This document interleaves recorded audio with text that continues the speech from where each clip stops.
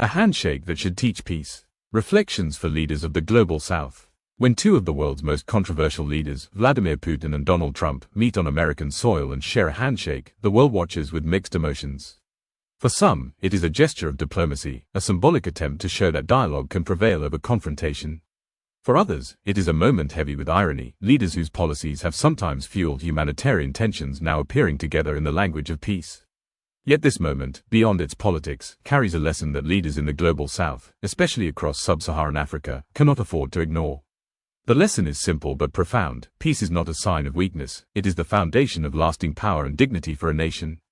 Too often, in parts of the Global South, leadership is measured by control rather than compassion, by the ability to silence critics rather than the capacity to unite a people. Leaders may speak of stability but rule through division. They may speak of progress while citizens suffer from conflict, poverty, and displacement.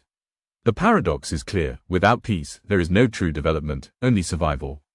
The handshake between Putin and Trump, whether sincere or strategic, should remind African leaders that even those who compete for global dominance understand the political necessity of at least appearing to seek peace. If they can attempt dialogue despite their rivalries, why do some of our own leaders choose to remain trapped in cycles of hostility and mistrust within their own nations? In sub-Saharan Africa, the consequences of such choices are painfully visible: communities torn apart by ethnic or political conflict.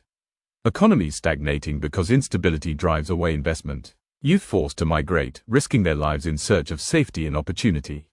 The world will not wait for Africa to resolve its internal divisions. Global powers will continue to shape the rules, and without unity and peace, the Global South will remain reactive rather than influential. A true leader understands that peace is not the absence of struggle, but the presence of justice, dialogue, and opportunity for all citizens. It is time for leaders in sub-Saharan Africa to embrace the humility and courage required to shake hands, not just with foreign powers for photo opportunities, but with their own people, communities, and even political opponents. History will not remember the number of years a leader stayed in office. It will remember whether their people lived in peace, whether they built bridges instead of walls, and whether they left behind a nation stronger than they found it.